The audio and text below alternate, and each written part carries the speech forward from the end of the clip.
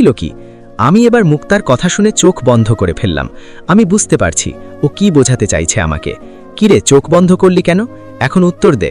জানি কিছু বলতে পারবি না। ও আমার সৎ বোন হয় না, ও আমার শত্রু হয়। আজকে দেখ আমি ওর কি করি।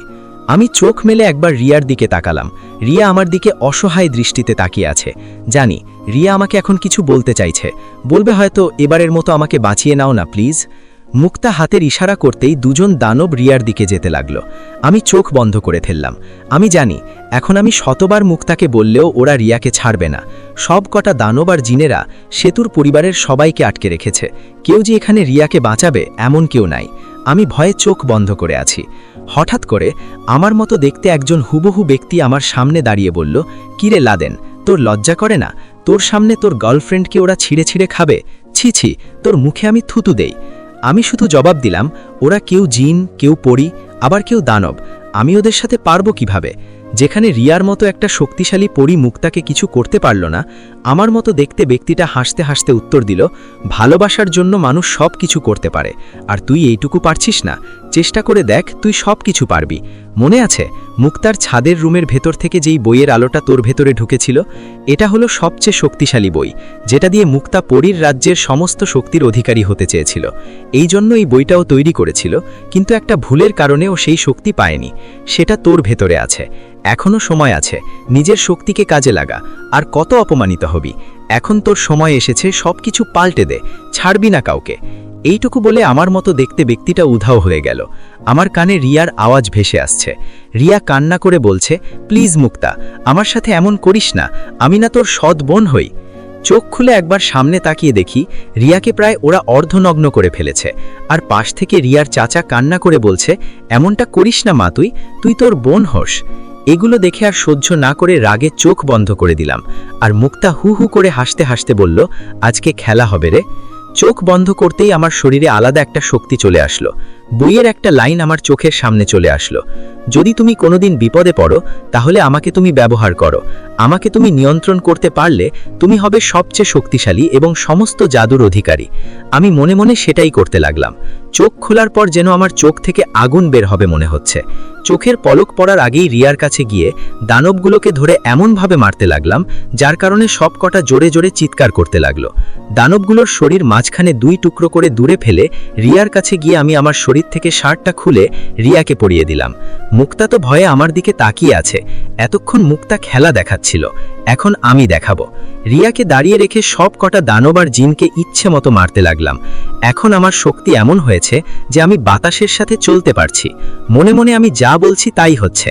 এখন আমি আমার ভেতরের শক্তি অনুভব করতে পারছি।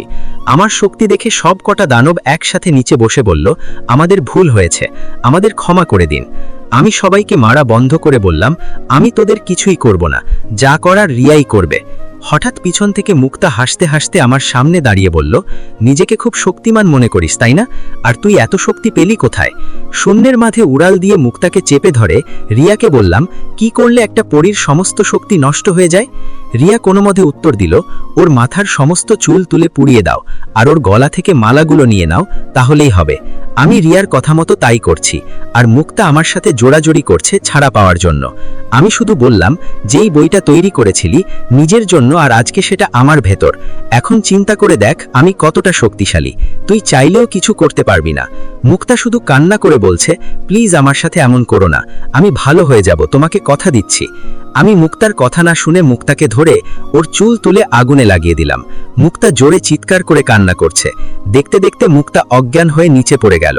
রিয়া কাঁপতে কাঁপতে আমার সামনে এসে যেই আমাকে ধরবে, আমি রিয়াকে ধমক দিয়ে বললাম, তোর মতো অহংকারী মেয়ে আমাকে কোনোদিন ধরবি না, যার জন্য এত কিছু করলাম, আর সে আমাকে, তোর তো এই রাজ্যের রানী হওয়ার দরকার ছিল না, দিয়ে গেলাম, আর আমি তোরে ভালোবাসি না, আর কোনোদিন আমার সামনে আসবি না, যা, তোর মতো তুই থাক। লাদেন বাবা। পিছনে তাকিয়ে দেখলাম সেতুর বাবা দাঁড়িয়ে আছে। আমি আমার পিছনের ডানা বের করে মুক্তাকে ধরে বললাম, বেঈমান কোথাকার, তোদেরকে আমি এভাবে ছেড়ে দিব না। যদি কোনোদিন আমার সামনে দেখি না, ছাড়বো না তোদের কাউকে, মেরে ফেলবো। এই জন্য বলছি আমার সামনে তোরা কেউ যাবি না। আর রিয়া, শেষ একটা কথা, অনেক ভালোবাসতাম আমি তোমাকে, তুমি আমার সাথে এমনটা করতে পারলে? এই বলে মুক্তাকে নিয়ে শূন্যে উড়াল দিলাম। কেমন জানি রিয়াকে ছেড়ে যেতে কষ্ট হচ্ছে, কিন্তু ও কি করলো আমার সাথে। যেতে যেতে শুনলাম রিয়া কান্না করে বলছে, আমাকে ছেড়ে যেও না প্লিজ। যেতে আমার একটা কথা মনে পড়ে গেল, রিয়া নিজের স্বার্থের জন্য কি কি করতে পারে। মুক্তার দিকে একবার তাকিয়ে দেখলাম কি মায়াবী একটা চেহারা, কিন্তু ওর ভেতরে যে এত নোংরামি ভরে আছে সেটা ওকে না দেখলে বলতেই পারতাম না। রিয়া কিন্তু নিজে জানতো আমি নির্দোষ ছিলাম, কিন্তু তাও ও আমার সাথে এই রকম করল। ঠিক আছে, আমিও এর হিসেব হাতে কলমে ধরে একেবারে বুঝিয়ে দিব। আমাদের বাড়ির কিছুটা দূরে একটা পতিতাপল্লী ছিল, মুক্তাকে আমি সেখানেই নিয়ে গেলাম। মুক্তা এখনও অজ্ঞান হয়ে আছে, এখনও ওর জ্ঞান ফিরে নাই। পতিতাপল্লীর ভেতরে যেতেই এখানে যার কথায় সব কিছু হয় তিনি আমার সামনে এসে বলল, তা তোমার আলাদা রুম চাই নাকি মেয়ে চাই, কিন্তু সাথেই কাকে নিয়ে আসলে? আমাদের এখানে তো সব আইটেম আছে। আমি আগে মুক্তার জ্ঞান ফিরিয়ে বললাম, আমি এই মেয়েকে এখানে বিক্রি করতে চাই। আমার কথা শুনে সর্দারনি মুক্তাকে ভালো করে দেখতে লাগলো। মুক্তাকে দেখে বলল, মেয়েটা তো সুন্দরী আছে বটেই, কিন্তু ওর মাথায় চুল নেই, তা তুমি কিভাবে ওকে এখানে দিয়ে যাবে? মুক্তা আমার দিকে অসহায় দৃষ্টিতে তাকিয়ে বলল, কি করতে চাইছো তুমি আমার সাথে? আর আমি এখানে কেন? এটা হলো একটা পতিতালয়, আজকে থেকে তুমি এখানেই কাজ করবে। যার ভেতরে এতটা পরিমাণে নোংরামি ভরা থাকে তাকে আমি মনে করি এইখানে রাখাই ভালো হবে। কি বলো তুমি? মুক্তা আমার হাত ধরে বলল, প্লিজ তুমি এমন করো না, তুমি যা বলবে আমি তাই করব, তাও আমাকে তুমি এখানে রেখে যেও না। আমি মুক্তার কথা শুনে কিছু না বলে সর্দারিনীকে বললাম, এই মেয়ের মাথায় একটু সমস্যা আছে, মাঝে মাঝেও নিজেকে পরি মনে করে, মাঝে মাঝেই এই রকম কিছু করলে আমাকে জানাবেন, ঠিক আছে? আর আমি যে ওকে এখানে বিক্রি করব এর শর্ত হলো ও এখানে 1 মাস কাজ করবে, পরে যদি ওর ভালো না লাগে ছেড়ে দিবেন, আর টাকা পয়সা আমার লাগবে না, ওকেই দিয়ে দিবেন সবগুলো। এখন আমাকে যেতে হবে, আমি আসি। মুক্তা আমার হাত ধরে কান্না করে বলল, এমনটা আমার সাথে তুমি করো না। ধপ করে মুক্তা আমার পা জড়িয়ে ধরে বলল, আজকে আমার শক্তি নাই, এই জন্য তুমি আমার সাথে এমন করতে পারো না। আমি মানছি আমি অপরাধ করেছি, কিন্তু তাই বলে তুমি আমাকে এই রকম শাস্তি দিতে পারো না। সর্দারিনী আমার দিকে তাকিয়ে একটা হাসি দিয়ে বলল, দেখেন, আমার কথায় রাগ করবেন না, এখানে সবাই নিজের ইচ্ছায় আসে। যাদের এত টাকা পয়সা নেই, যারা আর কোনো কাজ করতে পারে না, একমাত্র তারাই এখানে আসে। আমি বলি কি, ও যতই খারাপ হোক না কেন, ওকে একটা সুযোগ আপনি দেন, যদি ভালো হয়ে যেত। আমরা তো নষ্টামি করে বেড়াই, কি করব বলেন ভাই, পেটের দায়ে এসব করতে হয়।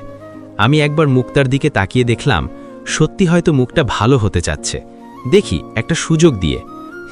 আপনি ঠিকই বলেছেন। আচ্ছা তাহলে আজকে গেলাম, ভালো থাকবেন। এখান থেকে আর না দাঁড়িয়ে মুক্তাকে একটা কবরের পাশে নিয়ে গেলাম। দাঁড়িয়ে আছি আর চোখ দিয়ে পানি পড়ছে। মুক্তা আবার আমার পা জড়িয়ে ধরে বলল, আমি এমন এক অপরাধী যে কিনা তোমার মাকে হত্যা করেছি, তবে বিশ্বাস করো আমি শুধু ওদের উৎসাহ দিয়েছি, বাকিটা ওরা করেছে।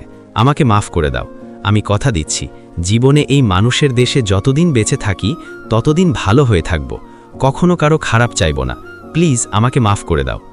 মুক্তাকে তুলে বললাম, চলো আমার সাথে। যেতে যেতে মুক্তাকে বললাম, আমি তোমাকে ভালো পথ দেখিয়ে দিব, যদি আমার কথা মতো কাজ করতে পারো তাহলে আমি আশা করতে পারি তুমি ভালো হয়ে যাবে। বলো আমাকে কি করতে হবে? সে তো বলবই, তার আগে একটা কথা শোনো। দেখা যাবে তুমি এখানে কয়েক বছর থাকবে ভালো হয়ে, তারপর হয়তো তুমি আবার নতুন করে তোমার শক্তি ফিরে পাবে, তখন তো আবার তুমি আগের মতোই। মুক্তা আমার কথা শুনে ওর মাথায় হাত রেখে প্রতিজ্ঞা করে বলল, কসম করে বলছি আমি আর কারো ক্ষতি করব না, বিশ্বাস করো আমাকে। তাহলে তো ভালোই। এখন তুমি এক কাজ করবে, এখন থেকে আমাদের বাসায় গিয়ে একটা রুমে ভাড়া নিয়ে থাকবে, আর আমাদের বাসার সামনে যে দোকানটা আছে না, ওটা হয়তো ওরা বিক্রি করে দিবে। যদি বিক্রি করে তুমি কিনে নিবে, টাকার বিষয়টা আমি দেখে নিব, আর ওইটা দিয়ে তুমি তোমার নতুন জীবন শুরু করবে। আমাদের বাসায় কি হয় আর না হয় আমাকে সব কিছু জানাবে, ঠিক আছে? মুক্তা হঠাৎ করে বলল, আচ্ছা তুমি এতটা ভালো কেন? তুমি জানো আমি তোমার মায়ের হত্যাকারী, আমার কারণে তুমি তোমার ভালোবাসার মানুষকে হারালে, এরপরেও তুমি আমাকে মাফ করে দিলে, আমাকে ভালো হবার সুযোগ করে দিলে। কি বলে যে তোমাকে আমি ধন্যবাদ দিব সেই ভাষা আমার কাছে নেই। তবে আজকে থেকে আমি সত্যি বলছি ভালো হয়ে যাব। আমি শুধু মুক্তার কথা শুনে একটা হাসি দিয়ে বললাম, মানুষের ভালো করি দেখেই আজকে আমার এই অবস্থা। থাক, সেসব আমি চিন্তা করি না। চিন্তা করে আর কি হবে, এই পৃথিবীতে তো আমার আপন বলতে তেমন কেউ নেই। রিয়াকে খুব ভালোবাসতাম, অসম্ভব, যা বলার বাহিরে। কখন যে ওকে ভালো লেগে গেছে বলতেই পারি নাই। কিন্তু ও আমার সাথে যা করলো না, যদি কোনোদিন রিয়া আমার সামনে আসে আমি ওকে ছাড়ব না। মুক্তা আর কিছু না বলে চুপচাপ সামনে হাঁটতে লাগলো। প্রায় বাড়ির অনেকটা কাছে চলে আসলাম। ভেতরে গেলে আমাকে চিনে ফেলবে, তাই এখন যাব না। আমি দাঁড়িয়ে মুক্তাকে বললাম, মুক্তা, আমি আর ভেতরে যাব না, তুমি যাও। আর এই বাসাটা আমার নামে, আমার আম্মু লিখে দিয়েছে। এই বিষয়টা আমি জানতাম না, কিন্তু একদিন আমি আমার সৎ বাবাকে এই কথাটা বলতে শুনেছি। আমি আগে উকিলের সাথে কথা বলি, আর তোমাকে যেন কেউ চিনতে না পারে যে আমি তোমাকে এখানে পাঠিয়েছি, ঠিক আছে? তাহলে তুমি এখন যাবে কোথায়? এই তো সুমনের বাসায় যাব একটু, চিন্তা করো না, আমি খুব তাড়াতাড়ি ফিরে আসব। মুক্তা চোখ তুলে আমার দিকে একবার তাকালো, বলল, চিন্তা করা যায় একজন সাধারণ মানুষের ভেতরে এতটা পরিমাণে শক্তি আছে যা বলার বাহিরে, তারপরেও তার ভেতরে কোনো অহংকার নেই। আর আমি ছি ছি ছি, এখন নিজের উপর নিজেরই লজ্জা হচ্ছে। আমি কিছু না বলে সামনে হাঁটা দিলাম, আর মুক্তাকে বললাম, নতুন জীবনে পা রাখতে চলেছ, সাবধান, দ্বিতীয়বার আর কোনো ভুল করবে না, ঠিক আছে? আমি আমার মতো সামনে হেঁটে চলে গেলাম। নিরিবিলি একটা জায়গায় বসে কিছুক্ষণ কান্না করলাম। হায় রে, আমি কি বোকাই না! হ্যাঁ, আমার শত্রুকে আমি ছেড়ে দিয়েছি, এছাড়া আমার কি বা করার ছিল? মুক্তাকে মেরে ফেললে কি আমার মা ফিরে আসবে? হয়তো কখনো না। তবে ওকে যখন পতিতাপল্লীতে নিয়ে গিয়েছিলাম তখন ওর মুখটা দেখার মতো ছিল। ওকে দেখে আমার খুব মায়া লেগেছে। আমার ওর সমস্ত শক্তি আমি নষ্ট করে ফেলেছি। শেষবারের মতো একটা সুযোগ দিলাম, যদি ভালো হয়ে যায়। চোখের পানি মুছে নিজেকে কিছুক্ষণ শান্ত রাখলাম। আম্মু মারা যাওয়ার পর থেকে আমি একটা বিষয় শুধু চিন্তা করতাম, সেটা হলো শুধু বলতাম রিয়াকে পেলে আমার জীবন পরিপূর্ণ হবে। কিন্তু ও আমার চিন্তাভাবনা ভেঙে দিয়েছে। কেন যে আমি একটা পরীর প্রেমে পড়তে গেলাম? দেশে কি আর কোনো মেয়ে ছিল না? মানুষ বলে প্রথম ভালোবাসা নাকি কখনো ভোলা যায় না। আজকে রিয়ার কথা চিন্তা করতে বড্ড বেশি কেন জানি কষ্ট হচ্ছে। সব কিছু চিন্তাভাবনা বাদ দিয়ে ডানা মেলে আবার শূন্যে উড়াল দিলাম। এখন যেন